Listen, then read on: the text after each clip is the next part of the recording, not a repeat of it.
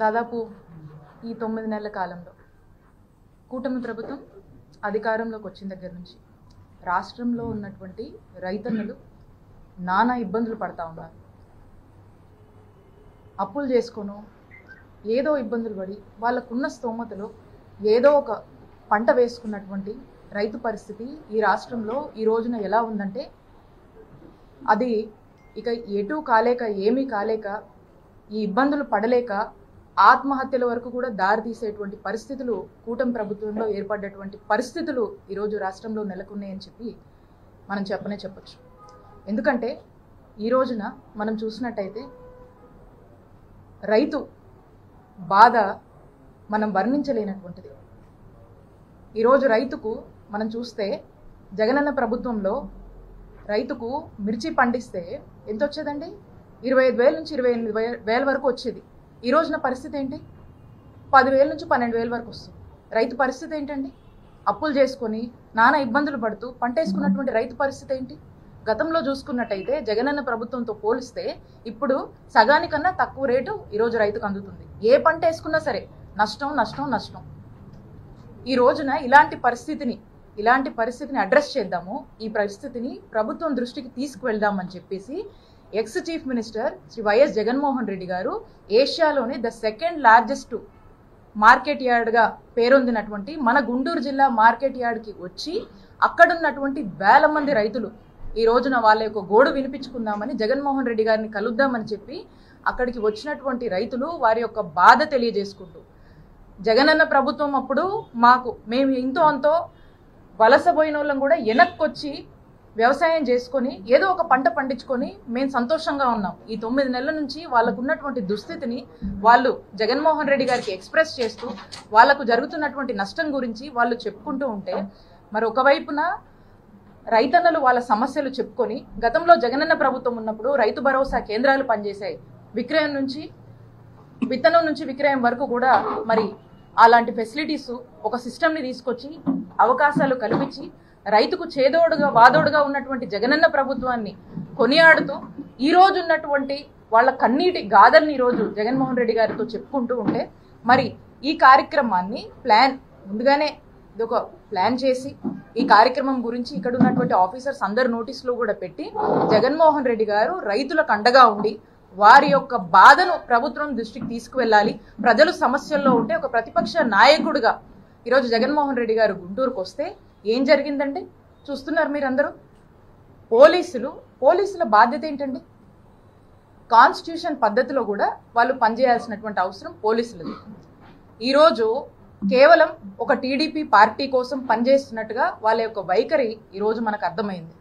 ఈ రోజున ఒక ఎక్స్ చీఫ్ మినిస్టరు దాదాపు 40% కన్నా ఓట్ షేర్ ఉండి ఒక ప్రజాదరణ కలిగినటువంటి అత్యంత ప్రజాదరణ కలిగినటువంటి నాయకుడు ఒక పెద్ద పార్టీని రిప్రజెంట్ చేస్తూ ఈ రోజున గుంటూరుకు వస్తే కనీసము వారి యొక్క Z+ కేటగిరీ సెక్యూరిటీ అంటే ఏదైతే ఒక ప్రైవేట్ సెక్యూరిటీ అతనికి సంబంధించినటువంటి ఒక ఫిజికల్ సెక్యూరిటీ ఏదైతే పోలీసులు మినిమం ఇవ్వాల్సినటువంటి అవసరం బాధ్యత ఉందో అది కూడా ఈరోజు ఇయ్యనటువంటి పరిస్థితి. అలాగే అసలు పోలీస్ కానీ సెక్యూరిటీ కానీ ఎందుకండి? ఎక్కడైనా జనం గుమిగూడితే వాళ్ళని ఒక పద్ధతిలో మెయింటైన్ చేయడానికి ఈ రోజున ఈ సెక్యూరిటీ అనేది అవసరం. లా అండ్ ఆర్డర్ కంట్రోల్లో ఉంచడానికి ఇవన్నీ కూడా మెయింటైన్ చేయడానికి అవసరం.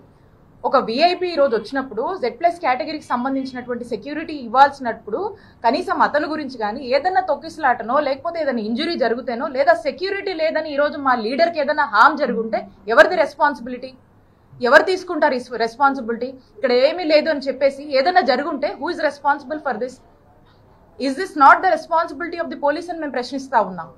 ఈరోజు జరగకూడదు నిన్న జరిగితే స్టాంపేడ్ అని రాస్తారు, మాట్లాడతారు. మరి ఈరోజు ఏమన్నా తొక్కిసలాట జరిగి ప్రజలు ఇబ్బంది పడి ఉంటే ఈరోజు వేల సంఖ్యలో తరలి వచ్చినటువంటి రైతులకు ఏదైనా ఇబ్బంది జరిగి ఉంటే ఏదైనా ఇంజురీస్ జరిగి ఉంటే ఈరోజు ఏం జరిగి ఉండేదండి? దీని బాధ్యత ఎవరు తీసుకుంటారు? I'm asking, it is not the fundamental basic responsibility of the police to react on this? ఎందుకు పోలీస్ వారి యొక్క బాధ్యత తీసుకోలేదు? I demand the SP, DIG గారు, ఐజీ గారు, డీజీపీ గారు దీని మీద ఎక్స్ప్లెనేషన్ ఇవ్వాలి. మీరు ఎందుకు ఒక ఎక్స్ చీఫ్ మినిస్టర్ ఈజో టూర్కి వస్తే ఒక ముందుగానే ఒక షెడ్యూల్ ఇచ్చి ఒక టూర్కి వస్తే ఎందుకు where you expecting some harm would have to happen to them or some stampede if something would have taken place, who is responsibility? So కాబట్టి నేను అడుగుతా ఉన్నాను, we demand your explanation why they did not provide the security.